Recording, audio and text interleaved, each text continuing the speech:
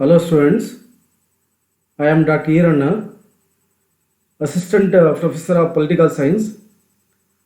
I am working in Government Freshers College, Bagyapalli, Bangalore North Institute, first sem Political Science paper, Core Concepts of Political Science, Bangalore Uttara Vishwavidyalaya first sem political science ಸಂಬಂಧಪಟ್ಟಂತೆ core concept of political science, ರಾಜ್ಯಶಾಸ್ತ್ರದ ಮೂಲ ಪರಿಕಲ್ಪನೆಗಳು, ಇದರ 4ನೇ ಸೆಷನನ್ನು ಅಧ್ಯಯನ ಮಾಡೋಣ.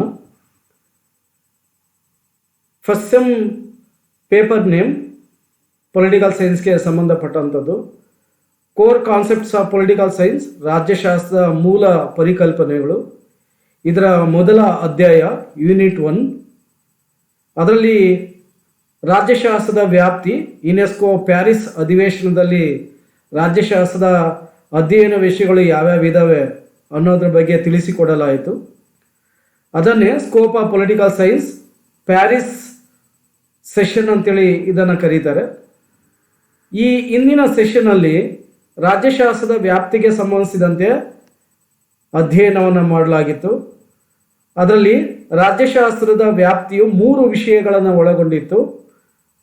ರಾಜ್ಯಶಾಸ್ತ್ರವು ರಾಜ್ಯದ ಬಗ್ಗೆ ಅಧ್ಯಯನ ಮಾಡುತ್ತೆ, ರಾಜ್ಯಶಾಸ್ತ್ರವು ಸರ್ಕಾರದ ಬಗ್ಗೆ ಅಧ್ಯಯನ ಮಾಡುತ್ತೆ, ರಾಜ್ಯಶಾಸ್ತ್ರವು ರಾಜ್ಯ ಮತ್ತು ಸರ್ಕಾರದ ಬಗ್ಗೆ ಅಧ್ಯಯನ ಮಾಡುತ್ತೆ ಅನ್ನೋದನ್ನು ಅಧ್ಯಯನ ಮಾಡಿದ್ದೀವಿ. ಈ 4ನೇ ಸೆಷನಲ್ಲಿ ಯುನೆಸ್ಕೋ ಪ್ಯಾರಿಸ್ ಅಧಿವೇಶನದಲ್ಲಿ ಯಾವ ರೀತಿಯಾಗಿ ರಾಜ್ಯಶಾಸ್ತ್ರದ ಅಧ್ಯಯನ ವಿಷಯಗಳಿದ್ದಾವೆ ಎನ್ನುವುದರ ಬಗ್ಗೆ ವಿಶ್ವ ರಾಜ್ಯಶಾಸ್ತ್ರಜ್ಞರ ಸಮ್ಮೇಳನದಲ್ಲಿ ತೀರ್ಮಾನವನ್ನು ಮಾಡಲಾಯಿತು. ಅವುಗಳನ್ನು ಮುಂದೆ ನಾವು ಒಂದೊಂದಾಗಿ ಅಧ್ಯಯನವನ್ನು ಮಾಡೋಣ. Objective of this unit. In this unit we shall discuss the scope of political science according to the UNESCO conference. At the same time we shall also discuss the 4 major parts of the political science. UNESCO Paris ಅಧಿವೇಶನದಲ್ಲಿ ರಾಜ್ಯಶಾಸ್ತ್ರದ ಅಧ್ಯಯನ ವಿಷಯಗಳು ಯಾವ್ಯಾವ ಇದ್ದಾವೆ ಅನ್ನೋದ್ರ ಬಗ್ಗೆ ತೀರ್ಮಾನ ಕೈಗೊಳ್ಳಲಾಯಿತು. ಈ ಸಂದರ್ಭದಲ್ಲಿ ರಾಜ್ಯಶಾಸ್ತ್ರದ ಅರ್ಥ, ರಾಜ್ಯಶಾಸ್ತ್ರದ ಸ್ವರೂಪ, ರಾಜ್ಯಶಾಸ್ತ್ರದ ವ್ಯಾಪ್ತಿಗೆ ಸಂಬಂಧಿಸಿದಂತೆ 1948ರಲ್ಲಿ ಸೆಪ್ಟೆಂಬರ್ ಅವಧಿಯಲ್ಲಿ ನಡೆದಂಥ ಈ ಯುನೆಸ್ಕೋ ಪ್ಯಾರಿಸ್ ಅಧಿವೇಶನದಲ್ಲಿ ವಿಶ್ವ ರಾಜ್ಯಶಾಸ್ತ್ರಜ್ಞರು ಸೇರಿರ್ತಾರೆ. ಆ ಸಂದರ್ಭದಲ್ಲಿ ರಾಜ್ಯಶಾಸ್ತ್ರದ ವಿಷಯದ ಬಗ್ಗೆ, ಪೊಲಿಟಿಕಲ್ ಸೈನ್ಸ್ ಬಗ್ಗೆ ಚರ್ಚೆಯನ್ನು ಮಾಡಲಾಯಿತು. ಸೊ ಈ ಒಂದು ಅವಧಿಯಲ್ಲಿ ರಾಜ್ಯಶಾಸ್ತ್ರ ಅಧ್ಯಯನ ವ್ಯಾಪ್ತಿ 4 ವಿಷಯಗಳಂತೇಳಿ ತೀರ್ಮಾನವನ್ನು ಮಾಡ್ತಾರೆ. ಅದರ ಬಗ್ಗೆ ಈ ಸೆಷನ್ನಲ್ಲಿ ನಾವು ಮನದಟ್ಟು ಮಾಡ್ಕೊಬೋದು. Scope of political science, UNESCO Paris conference.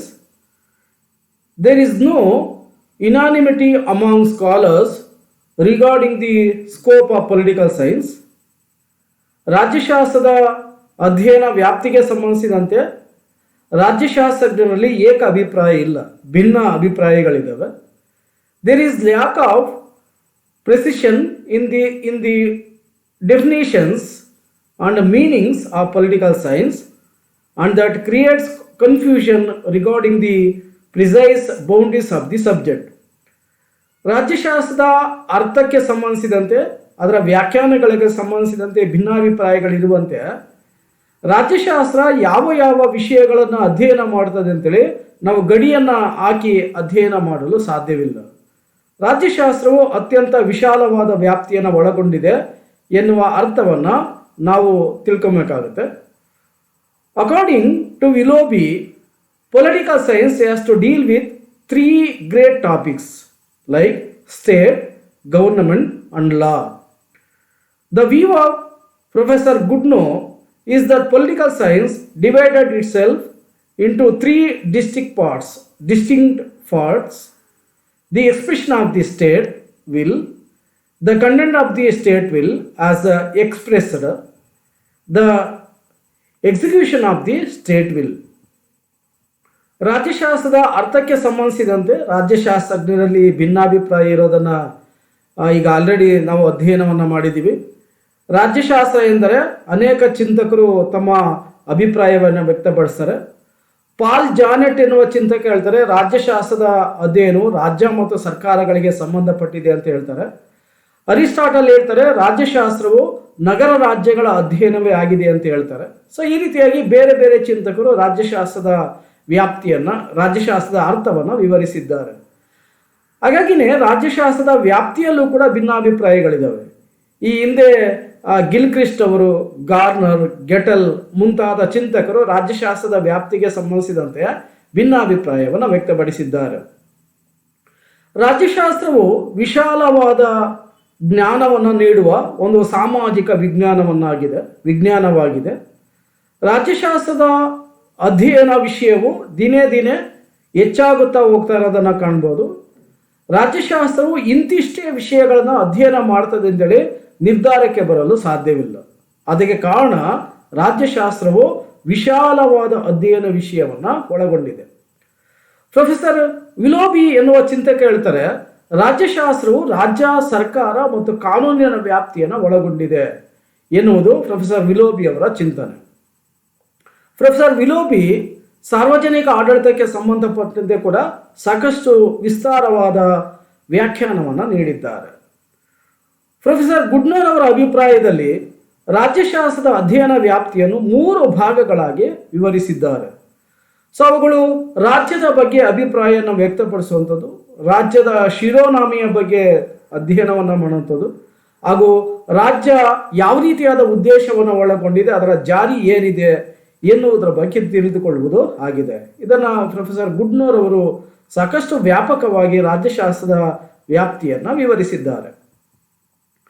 At the UNESCO conference held in September 1948, distinguished political scientists from the various parts of the world marked out the subject matter of political science with included political theory, first one, second one political institutions, third one political dynamics, fourth one international relations.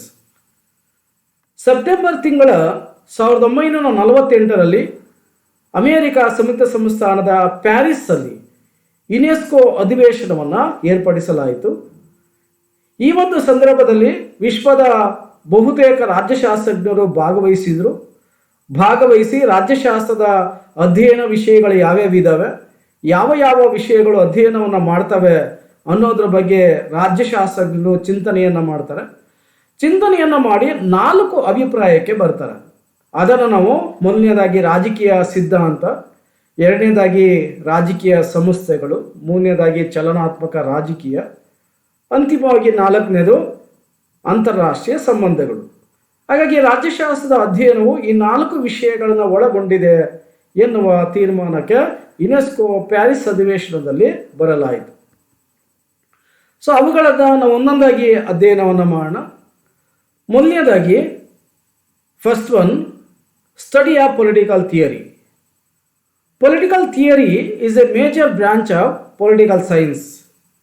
On the basis of political ideas or thoughts of political thinkers, political theory formulates definitions of the concepts like democracy, liberty, equality, ground of political obligation, and etc.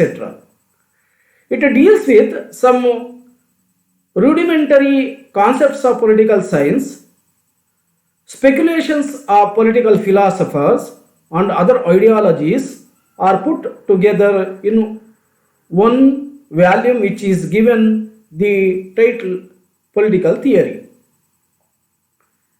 ರಾಜ್ಯಶಾಸ್ತ್ರದಲ್ಲಿ ರಾಜಕೀಯ ಸಿದ್ಧಾಂತವನ್ನು ಅಧ್ಯಯನ ಮಾಡಲಾಗುತ್ತೆ. ರಾಜಕೀಯ ಸಿದ್ಧಾಂತ ಎಂದರೆ ರಾಜ್ಯಶಾಸ್ತ್ರದ ಅಧ್ಯಯನ ವಿಷಯಗಳಿಗೆ ಸಂಬಂಧಿಸಿದಂತೆ ಚಿಂತಕರ ಅಭಿಪ್ರಾಯವೇ ರಾಜಕೀಯ ಸಿದ್ಧಾಂತ.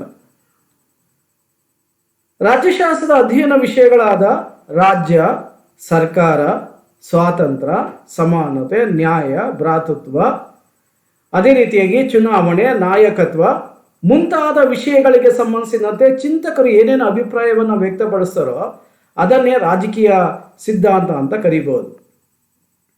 ರಾಜ್ಯಶಾಸ್ತ್ರದಲ್ಲಿ ಪ್ರಾಚೀನ ಕಾಲದಿಂದಲೂ ಕೂಡ ಅನೇಕ ರಾಜ್ಯಶಾಸ್ತ್ರದ ಚಿಂತಕರನ್ನು ಕಾಣ್ತೀವಿ. ಅವರನ್ನು ರಾಜಕೀಯ ತಜ್ಞರು ಅಂತ ಕರೀಬಹುದು, ರಾಜಕೀಯ ವಿವೇಚಕರು ಅಂತ ಕರಿಬೋದು, ರಾಜಕೀಯ ಸಿದ್ಧಾಂತಕಾರರು ಅಂತ ಕೂಡ ಕರಿತೀವಿ. ಅಂಥವರಲ್ಲಿ ರಾಜ್ಯಶಾಸ್ತ್ರದ ತ್ರಿಮೂರ್ತಿಗಳಾದ Socrates, Plato, Aristotle, ಸಂತ್ Augustine, ಸಂತ್ Thomas ಅಕ್ವಿನಾಸ್ ಇವರು ಮಧ್ಯಯುಗೀನ ಕಾಲದ ರಾಜ್ಯಶಾಸ್ತ್ರದ ಚಿಂತಕರು. ಅದೇ ರೀತಿಯಾಗಿ ಭಾರತದ ಪ್ರಾಚೀನ ರಾಜ್ಯಶಾಸ್ತ್ರಜ್ಞರಲ್ಲಿ ಕೌಟಿಲ್ಯ, ಅದೇ ರೀತಿಯಾಗಿ ಕಾಮಾಂಧಕ, ಮನು ಇವರ ಚಿಂತನೆಗಳನ್ನು ನಾವು ಕಾಣ್ತೀವಿ. ಸೊ ಪ್ರಪಂಚದಾದ್ಯಂತ ಅನೇಕ ರಾಜ್ಯಶಾಸ್ತ್ರಜ್ಞರನ್ನ ನಾವು ನೋಡ್ಬೋದು. ಇಟಲಿಯ ನಿಕೋಲೋ ಮೆಕೆವೆಲಿ, ಇತ್ತೀಚಿನ ರಾಜ್ಯಶಾಸ್ತ್ರಜ್ಞರಾದಂಥ ಮಧ್ಯಯುಗೀನ ಕಾಲದ ರಾಜ್ಯಶಾಸ್ತ್ರಜ್ಞರಾದಂಥ Thomas Hobbes, John Locke, Rousseau, ಆಧುನಿಕ ರಾಜ್ಯಶಾಸ್ತ್ರಜ್ಞರಾದಂಥ TH ಗ್ರೀನ್, HJ ಲಾಸ್ಕಿ, ಅದರ ಜೊತೆಗೆ David Easton, Charles Merriam, Karl Marx ಮುಂತಾದ ಚಿಂತಕರನ್ನು ಕಾಣಬಹುದು. ಈ ಚಿಂತಕರು ತಮ್ಮ ಅಭಿಪ್ರಾಯವನ್ನು ರಾಜ್ಯಶಾಸ್ತ್ರಕ್ಕೆ ಸಂಬಂಧಿಸಿದಂತೆ ವ್ಯಕ್ತಪಡಿಸಿದ್ದಾರೆ. ಅದನ್ನು ನಾವು ಪೊಲಿಟಿಕಲ್ ಥಿಯರಿ ಅಥವಾ ರಾಜಕೀಯ ಸಿದ್ಧಾಂತ ಅಂತೇಳಿ ಕರೀಬಹುದು. ಅನೇಕ ಸಿದ್ಧಾಂತಗಳು ಜಾರಿಗೆ ಬಂದಿವೆ. ಅದರಲ್ಲಿ ಪ್ರಜಾಪ್ರಭುತ್ವ, ಸಮಾಜವಾದ, ಉದಾರವಾದ, ಉಪಯುಕ್ತತಾವಾದ, ವ್ಯಕ್ತಿವಾದ, ಆದರ್ಶವಾದ, ನಾಜಿಸಮ್, ಫ್ಯಾಸಿಸಮ್ ಮುಂತಾದ ಅನೇಕ ಚಿಂತನೆಗಳನ್ನು ಕಾಣ್ತೀವಿ. ಸೊ ಇಂಥ ಚಿಂತನೆಗಳ ಬಗ್ಗೆ ಅಧ್ಯಯನವನ್ನು ಮಾಡುವುದೇ ರಾಜ್ಯಶಾಸ್ತ್ರದ ಒಂದು ವ್ಯಾಪ್ತಿ ಆಗಿದೆ. ಸಮಾಜವಾದ ಸಂಪತ್ತಿನ ಸಮಾನ ಹಂಚಿಕೆಯನ್ನು ಹೇಳುತ್ತೆ.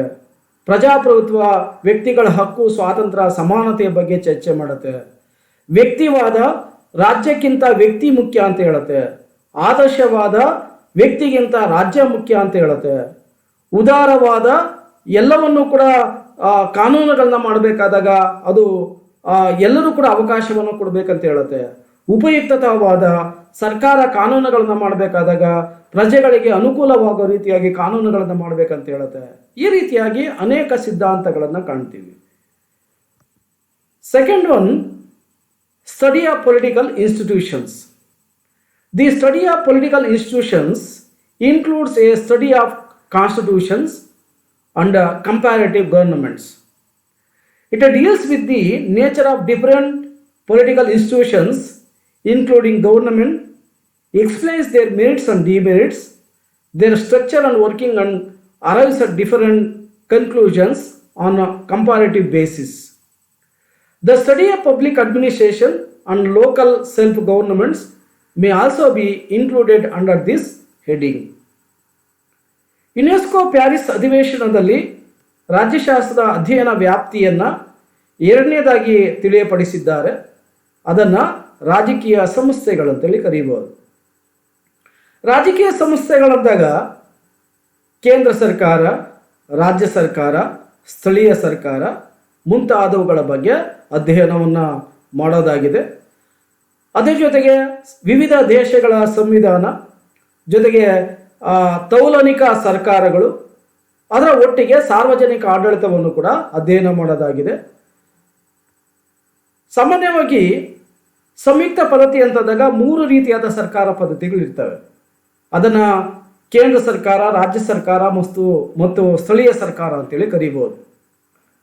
ಅದೇ ರೀತಿಯಾಗಿ ವಿಶ್ವದ ಎಲ್ಲ ದೇಶಗಳಲ್ಲೂ ಕೂಡ ನಾವು ಸಂವಿಧಾನಗಳನ್ನು ಕಾಣ್ತೀವಿ.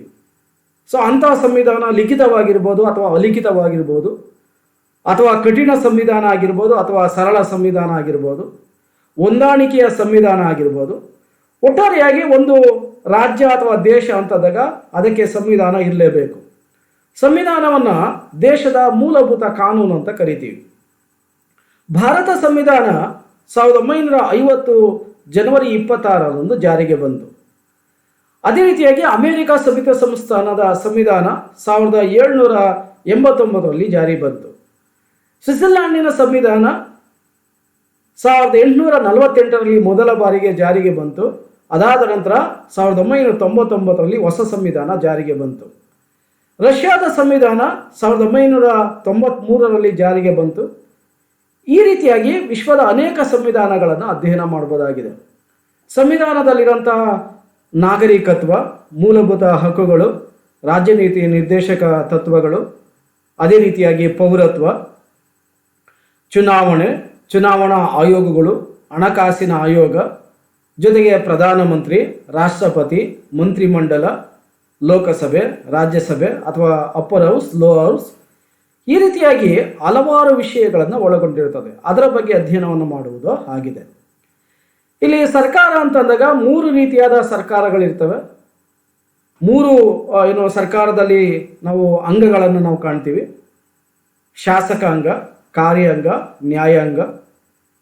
ಯಾವುದೇ ರೀತಿಯಾದ ಸರ್ಕಾರ ಇರಲಿ, ಅದು ಪ್ರಜಾಪ್ರಭುತ್ವ ಇರಲಿ, ಸಮಾಜವಾದ ಇರಲಿ, ಶ್ರೀಮಂತರ ಆಳ್ವಿಕೆ ಇರಲಿ, ಅಥವಾ ಪೊಲೀಸ್ ರಾಜ್ಯಗಳಿರಲಿ, ಮಿಲಿಟರಿ ಆಡಳಿತ ಇರಲಿ, ಯಾವುದೇ ರೀತಿಯಾದ ಸರ್ಕಾರಗಳಿದ್ರೂ ಕೂಡ ಅದರಲ್ಲಿ 3 ಅಂಗಗಳನ್ನು ಕಾಣ್ತೀವಿ. ಅದನ್ನು ನಾವು ಶಾಸಕಾಂಗ, ಕಾರ್ಯಾಂಗ, ನ್ಯಾಯಾಂಗ ಅಂತ ಕರೀಬಹುದು. ಶಾಸಕಾಂಗ ದೇಶಕ್ಕೆ ಬೇಕಾದ ಕಾನೂನುಗಳನ್ನು ರಚನೆ ಮಾಡುತ್ತೆ. ಕಾರ್ಯಾಂಗ ಆ ಕಾನೂನುಗಳನ್ನು ಜಾರಿಗೆ ತರುವಂಥ ಕೆಲಸವನ್ನು ಮಾಡುತ್ತೆ. ನ್ಯಾಯಾಂಗ ಇದನ್ನು ಪರಿಶೀಲಿಸುತ್ತದೆ, ಅದರ ಜೊತೆಗೆ ಸಂವಿಧಾನವನ್ನು ರಕ್ಷಿಸುತ್ತದೆ, ಪ್ರಜೆಗಳ ಮೂಲಭೂತ ಹಕ್ಕುಗಳನ್ನು ರಕ್ಷಣೆ ಮಾಡುವಂಥ ಕಾರ್ಯವನ್ನು ನ್ಯಾಯಾಂಗ ಮಾಡುತ್ತೆ. ಹಾಗಾಗಿ ಅದರ ಬಗ್ಗೆ ನಾವು ಅಧ್ಯಯನವನ್ನು ಮಾಡೋದಾಗಿದೆ. 3ನೇದಾಗಿ ಯುನೆಸ್ಕೋ ಪ್ಯಾರಿಸ್ ಅಧಿವೇಶನದಲ್ಲಿ ತೀರ್ಮಾನ ಕೈಗೊಂಡಂಥ 3ನೇ ಒಂದು ಅಂಶ, ಅದನ್ನು ಚಲನಾತ್ಮಕ ರಾಜಕೀಯ ಅಂತ ಕರೀಬಹುದು. Political dynamics. The study of political dynamics has become important in the 20th century. It means the current forces at work in government and politics.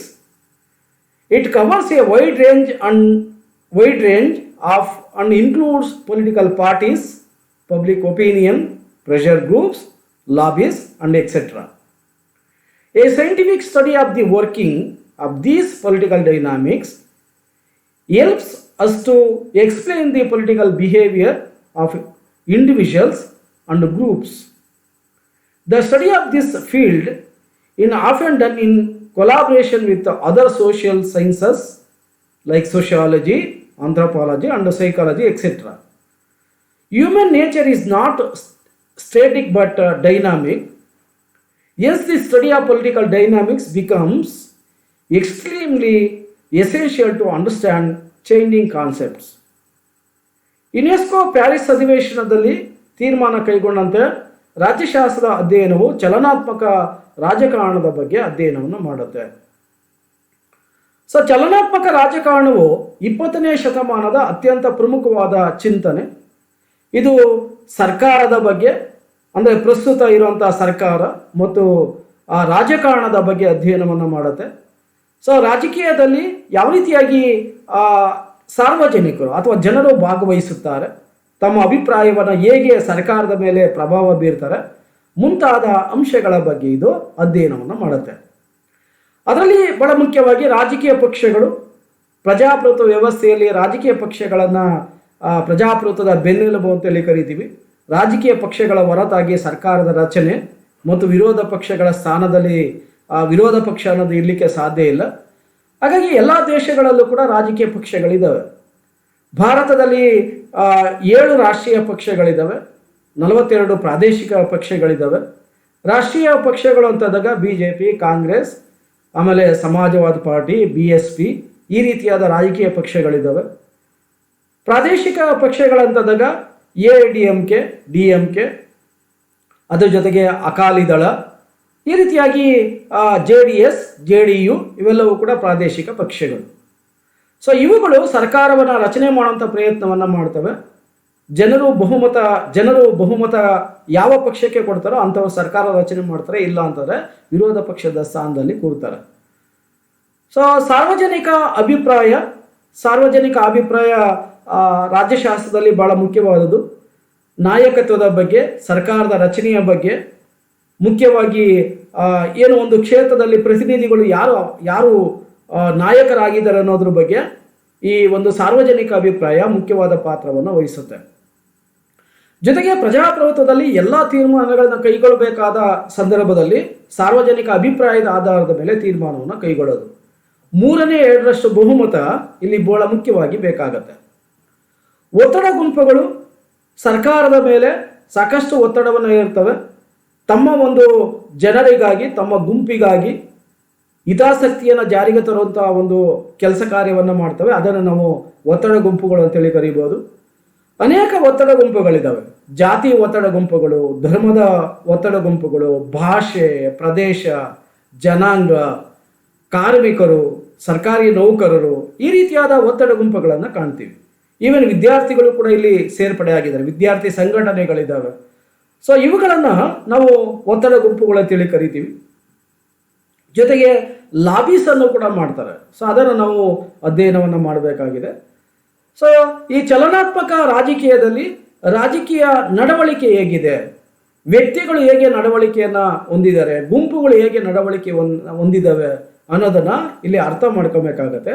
ಹಾಗಾಗಿ ರಾಜ್ಯಶಾಸ್ತ್ರದ ಅಧ್ಯಯನ ಸಾಕಷ್ಟು ವ್ಯಾಪ್ತಿಯನ್ನು ಒಳಗೊಂಡಿದೆ, ವಿಶಾಲವಾಗಿದೆ ಅಂತ ಹೇಳ್ಬೋದು. ಸೊ ರಾಜ್ಯಶಾಸ್ತ್ರವು ಇತರ ಅಧ್ಯಯನ, ಸಾಮಾಜಿಕ ಅಧ್ಯಯನ ವಿಷಯಗಳ ಜೊತೆ ಸಂಬಂಧವನ್ನು ಹೊಂದಿದೆ. ಅದರಲ್ಲಿ ಬಹಳ ಮುಖ್ಯವಾಗಿ ಸಮಾಜಶಾಸ್ತ್ರ, ಅದರ ಜೊತೆಗೆ ಮನಃಶಾಸ್ತ್ರ ಮುಂತಾದ ಅಧ್ಯಯನ ವಿಷಯಗಳ ಸಂಬಂಧವನ್ನು ಕಾಣ್ಬೋದು. ಸೊ ಜೊತೆಗೆ ಮಾನವನ ಸ್ವಭಾವ ಹೇಗಿದೆ ಅನ್ನುವುದು ಇಲ್ಲಿ ಬಹಳ ಮುಖ್ಯವಾದದ್ದು. ಮಾನವ ಸ್ವಭಾವ ಯಾವ ರೀತಿಯಾದ ಒಂದು ಸ್ವಭಾವವನ್ನು ಒಳಗೊಂಡಿದೆ, ಅವನು ಯಾವ ರೀತಿಯಾಗಿ ವರ್ತನೆಯನ್ನು ಮಾಡ್ತಾನೆ, ಮಾನವ ಸ್ವಭಾವಕ್ಕೆ ಸಂಬಂಧಿಸಿದಂತೆ ಪ್ರಾಚೀನ ಕಾಲದಿಂದಲೂ ಕೂಡ ರಾಜ್ಯಶಾಸ್ತ್ರಜ್ಞರು ತಮ್ಮ ಅಭಿಪ್ರಾಯವನ್ನು ವ್ಯಕ್ತಪಡಿಸಿದ್ದಾರೆ. ಅರಿಸ್ಟಾಟಲ್ ಹೇಳ್ತಾರೆ, ಮಾನವ ಸಮಾಜ ಜೀವಿ, ಸಂಘಜೀವಿ, ಸಮಾಜದ ಹೊರತಾಗಿ ಮಾನವ ಬದುಕಲು ಅಸಾಧ್ಯ ಎನ್ನುವ ಅಭಿಪ್ರಾಯವನ್ನು ವ್ಯಕ್ತಪಡಿಸಿದ್ದಾರೆ. ಅದೇ ರೀತಿಯಾಗಿ ಪ್ಲೇಟೋ ಕೂಡ ಅಭಿಪ್ರಾಯವನ್ನು ಹೇಳ್ತಾರೆ. ಥಾಮಸ್ ಹಾಬ್ಸ್ ಹೇಳ್ತಾರೆ, ಮಾನವ ಜಗಳಗಂಟಿ, ಅದ್ರ ಜೊತೆಗೆ ಆತ ಸಂಘ ಜೀವನವನ್ನು ಮಾಡೋದಿಲ್ಲ, ಒಬ್ಬಂಟಿಯಾದ ಜೀವನವನ್ನು ಮಾಡ್ತಾನೆ ಅಂತ ಹೇಳ್ತಾರೆ. ಸೊ ಅದೇ ರೀತಿಯಾಗಿ ಜಾನ್ ಲಾಕ್ ಹೇಳ್ತಾರೆ, ಮಾನವ ಒಳ್ಳೆಯವನು ಅಂತ ಹೇಳ್ತಾರೆ. ಥಾಮಸ್ ಹಾಬ್ಸ್ ಹೇಳ್ತಾರೆ, ಮಾನವ ಹುಟ್ಟುವಾಗ ಸ್ವತಂತ್ರನಾಗಿದ್ದಾನೆ, ನಂತರ ಸಂಕೋಲೆಗಳಿಂದ ಬಂಧಿತನಾಗಿದ್ದಾನೆ ಅಂತ ಹೇಳ್ತಾರೆ. ಸೊ ಈ ರೀತಿಯಾಗಿ ಅನೇಕ ರಾಜ್ಯಶಾಸ್ತ್ರಜ್ಞರು ಈ ಒಂದು ಮಾನವ ಸ್ವಭಾವದ ಬಗ್ಗೆ ಅಭಿಪ್ರಾಯಗಳನ್ನು ವ್ಯಕ್ತಪಡಿಸ್ತಾರೆ. ಸೊ ಅದರ ಬಗ್ಗೆ ನಾವು ಅಧ್ಯಯನವನ್ನು ಮಾಡಬಹುದಾಗಿದೆ. ಸೊ 4ನೇ ಅಧ್ಯಯನ ವಿಷಯ ಅಂತಾರಾಷ್ಟ್ರೀಯ ಸಂಬಂಧ, A study of international relations. The scope of political science includes a study of international relations, which has become significant science the first quarter of the 20th century. 20ನೇ ಶತಮಾನದಲ್ಲಿ ರಾಜ್ಯಶಾಸ್ತ್ರದ ಅತ್ಯಂತ ಪ್ರಮುಖವಾದ ಅಧ್ಯಯನ ವಿಷಯ ಅಂದರೆ ಅದನ್ನು ನಾವು ಅಂತಾರಾಷ್ಟ್ರೀಯ ಸಂಬಂಧ ಅಂತೇಳಿ ಕರೀಬೋದು. ಅಂತಾರಾಷ್ಟ್ರೀಯ ಸಂಬಂಧದಲ್ಲಿ ಪ್ರಮುಖವಾದ ಪಾತ್ರವನ್ನು ರಾಜ್ಯಶಾಸ್ತ್ರ ವಹಿಸಿದೆ. It covers A wide range and includes diplomacy, international politics, international law, international organizations like the United Nations and etc. So ಅಂತಾರಾಷ್ಟ್ರೀಯ ಸಂಬಂಧದಲ್ಲಿ ರಾಜಕಾರಣದ ಬಗ್ಗೆ, ಅಂತಾರಾಷ್ಟ್ರೀಯ ರಾಜಕಾರಣದ ಬಗ್ಗೆ, ರಾಯಭಾರಿಯ ಬಗ್ಗೆ, ಅಂತಾರಾಷ್ಟ್ರೀಯ ಕಾನೂನುಗಳ ಬಗ್ಗೆ, ಅಂತಾರಾಷ್ಟ್ರೀಯ ಸಂಘ ಸಂಸ್ಥೆಗಳು, ಇವುಗಳ ಬಗ್ಗೆ ಕೂಡ ಅಧ್ಯಯನವನ್ನು ಮಾಡಲಾಗ್ತಾ ಇದೆ. ಹಾಗಾಗಿ ಇದರ ವ್ಯಾಪ್ತಿ ಬಹಳ ವಿಶಾಲವಾಗಿದೆ. The states are the subject of international law. ಅಂತಾರಾಷ್ಟ್ರೀಯ ಕಾನೂನಿನ ಬಗ್ಗೆ ಇದು ಅಧ್ಯಯನವನ್ನು ಮಾಡುತ್ತೆ. International law has assumed greater importance in recent times. ಅಂತಾರಾಷ್ಟ್ರೀಯ ಕಾನೂನು ಇಡೀ ವಿಶ್ವದಲ್ಲಿ ಅತ್ಯಂತ ಪ್ರಮುಖವಾದ ಪಾತ್ರವನ್ನು ಇತ್ತೀಚೆಗೆ ವಹಿಸ್ತಾ ಇದೆ. ಈ ರೀತಿಯಾಗಿ ಯುನೆಸ್ಕೋ ಪ್ಯಾರಿಸ್ ಅಧಿವೇಶನದಲ್ಲಿ ರಾಜ್ಯಶಾಸ್ತ್ರದ ಅಧ್ಯಯನ ವಿಷಯಗಳನ್ನು 4 ಅಧ್ಯಯನ ವಿಷಯಗಳೆಂದು ತೀರ್ಮಾನವನ್ನು ಮಾಡಲಾಯಿತು. ಅವುಗಳನ್ನು ಪ್ರಸ್ತುತ ನಾವು ಅಧ್ಯಯನವನ್ನು ಮಾಡ್ತಾ ಇದ್ದೀವಿ. ಸೊ ಉಪಸಂಹಾರ, conclusion. The above contents show the wide range of subjects that come under the fold of political science. ಮೇಲಿನ ಅಂಶಗಳಿಂದ ನಮಗೆ ತಿಳಿದು ಬರುವುದೇನೆಂದರೆ, ರಾಜ್ಯಶಾಸ್ತ್ರ ಎನ್ನುವ ಅಧ್ಯಯನ ವಿಷಯವು ಅದರ ಶೀರ್ಷಿಕೆ ಮತ್ತು ಅದರ ಕಂಟೆಂಟ್ ಬಹಳ ವಿಶಾಲವಾಗಿದೆ ಅಂತೇಳಿ ನಾವು ಹೇಳ್ಬೋದು. Broadly speaking, political science contains the topics dealing with both empirical facts and philosophical values. So ರಾಜ್ಯಶಾಸ್ತ್ರದ ಅಧ್ಯಯನ ವಿಷಯಗಳು ಒಂದು ವಿಶಾಲವಾದ ಒಂದು ಅಧ್ಯಯನ ವಿಷಯಗಳಾಗಿದ್ದಾವೆ. Questions of facts are concerned with what is and those dealing with values are concerned with what should be. So ರಾಜ್ಯಶಾಸ್ತ್ರದ ಅಧ್ಯಯನ ವಿಷಯಗಳು ಏನು ಅನ್ನೋದನ್ನು ತಿಳಿಸುತ್ತದೆ ಮತ್ತು ಏನನ್ನು ಮಾಡಬೇಕಾಗುತ್ತದೆ ಎನ್ನುವ ವಿಷಯಗಳ ಬಗ್ಗೆ ಚರ್ಚೆಯನ್ನು ಮಾಡ್ತದೆ. ಸೊ ಇದು ತತ್ವಶಾಸ್ತ್ರೀಯ ಒಂದು ಮೌಲ್ಯಗಳನ್ನು ಕೂಡ ಒಳಗೊಂಡಿದೆ. ಹಾಗಾಗಿ ರಾಜ್ಯಶಾಸ್ತ್ರದ ಅಧ್ಯಯನ ವಿಷಯಗಳು ಸಾಕಷ್ಟು ವಿಶಾಲವಾಗಿದೆ ಅಂತ ನಾವು ಹೇಳ್ಬೋದು. The contents of political science fall in either of these two broad categories. So ಈ ಎರಡು ಪ್ರಮುಖವಾದ ವಿಷಯಗಳನ್ನು ಒಳಗೊಂಡಿದ್ದು ಹೆಚ್ಚು ವ್ಯಾಪಕತೆಯನ್ನು ಒಳಗೊಂಡಿದೆ. ರಾಜ್ಯಶಾಸ್ತ್ರದ ಅಧ್ಯಯನ ವಿಷಯಗಳು ವಿಶಾಲವಾಗಿದೆ ಅಂತೇಳಿ ನಾವು ಹೇಳ್ಬೋದು. ಸಮ್ ಮಲ್ಟಿಪಲ್ ಚಾಯ್ಸ್ ಕ್ವಶನ್ಸ್, ಕೆಲವು ಬಹು ಆಯ್ಕೆಯ ಪ್ರಶ್ನೋತ್ತರಗಳನ್ನು ಗಮನಿಸೋಣ. First question, where was the UNESCO conference held at? A option USA, B Paris, C Britain, D India. So B option Paris. Second question, UNESCO conference decided the scope of political science is includes dash parts. So A 2 parts, B 6 parts, C 5 parts, D 4 parts. So answer is D 4 parts. According to Willoughby, political science has to deal with three great topics. A. State, government and law. B. Government, institutions and law. C. State, organizations and human behavior. The right answer is A.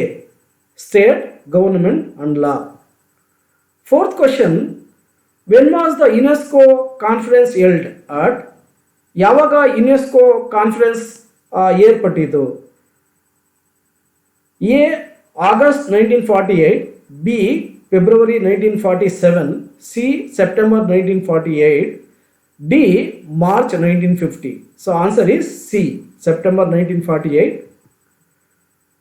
Fifth question, according to UNESCO conference, what are the four parts of the scope of political science? Choose appropriate uneven. UNESCO Paris ಅಧಿವೇಶನದಲ್ಲಿ ರಾಜ್ಯಶಾಸ್ತ್ರದ ವ್ಯಾಪ್ತಿಯನ್ನು ವಿವರಿಸಲಾಯಿತು. ಈ ಕೆಳಗಿನವುಗಳಲ್ಲಿ ಒಂದನ್ನು ಆಯ್ಕೆ ಮಾಡಿ. Option A, study of political theory, political institutions, political dynamics, international relations and international law. Second one, state, government, authority, people. The right answer is A. Study of political theory, political institutions, political dynamics, international relations and international law. Some reference books. So reading materials or references. M.J. Vinod and Meena Deshpande, Contemporary Political Theory. S.K. Kaburi, Political Theory. A.C. Kapoor, Principles of Political Science. Amal Rai and Mohit Bhattacharya, Political Theory.